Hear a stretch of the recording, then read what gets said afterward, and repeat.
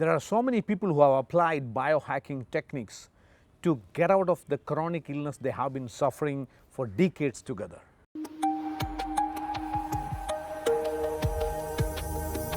Hi, this is Sajeev Nair. I'm a peak performance coach and a wellness evangelist and moreover a biohacker. Biohacking is a process of taking charge of your physiology and psychology by influencing and modifying your external and internal environment using scientific techniques in order to enhance the quality of life and to create a better version of yourself. Right from blending unsalted butter with coffee up to inserting certain sensors and microchips inside your body, they are all part of biohacking. But always remember, there are very simple everyday usage biohacking techniques which we can apply in our life, which can enhance the quality of life. Especially being in this country, in India, where people have been practicing biohacking even though they were never knowing that they were doing biohacking. For the past so many years, thousands of years, it is much easy for us to imbibe those principles and really hack our own biology. Primarily because we are rich in resources, we have so many herbs available in India, we have so much of resources in this country, and it becomes much more easy if we know the techniques and the processes and the methodologies which can be applied to enhance the quality of life, to enhance the biology and the psychology of yourself. When you are avoiding sugar, even when you are not diabetic, when you are completely stopping milk or milk related products, when you are actually changing your bedtime so that you understand exactly what kind of a time zone is suitable for you to wake up really fresh, actually you are doing biohacking. In fact, we are not terming these things as biohacking only because we are not measuring it, we are not monitoring it.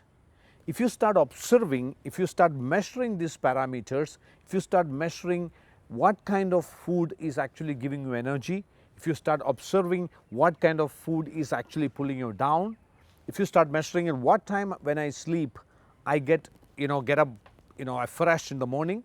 When you start observing and measuring things, actually you start hacking your own biology. In fact, you are quantifying every aspect of your biology and psychology. Quantify means in terms of numbers, in terms of figures, not like saying that I'm feeling good, things are happening good for me. I am actually, today I am feeling healthy. No, when you are putting figures, numbers onto that, then you become a quantified self process.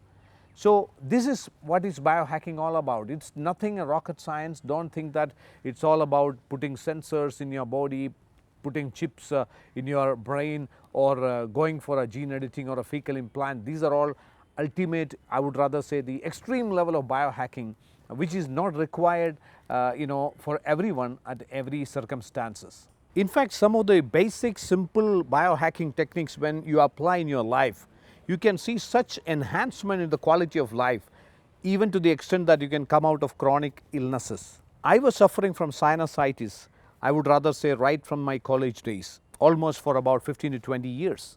Most of the days I wake up with heavy head, feel like so dull, and I know that entire day is spoiled. In order to perform, I generally pop one pill, which is generally a non-steroidal anti-inflammatory drug, so that at least I get some relief throughout the day.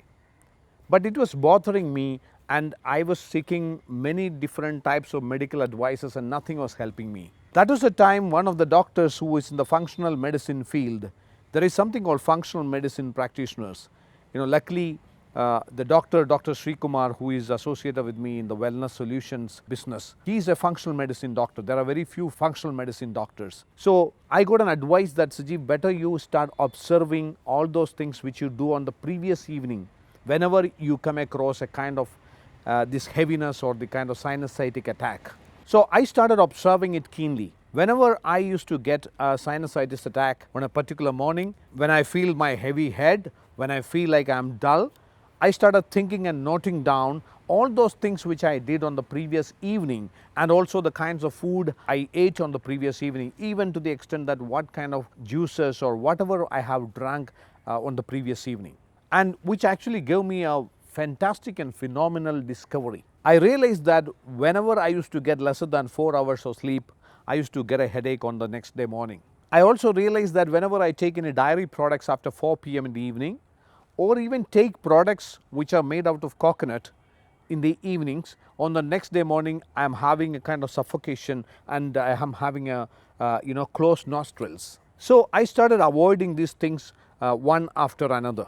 I decided that unless there is an emergency, I will sleep more than 5 to 6 hours every night. I decided to avoid the milk or dairy products after 4 p.m. I decided to avoid coconut or coconut related products in the night. And telling you very frankly, along with that, I did some other biohacking techniques which are simple lifestyle changes.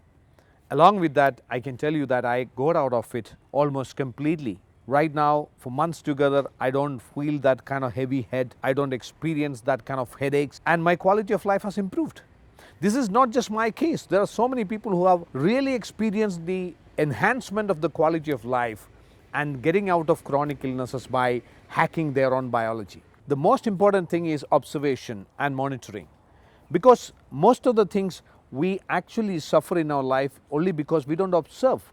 We don't really study, we don't really monitor what's going on. When you are eating any food, observe what you are eating. Be conscious of what you eat. Be conscious of what you drink. Be conscious of your surroundings. Be conscious of the places you visit. Even to the extent that when you are sleeping, be conscious of the bed, be conscious of the temperature inside the room.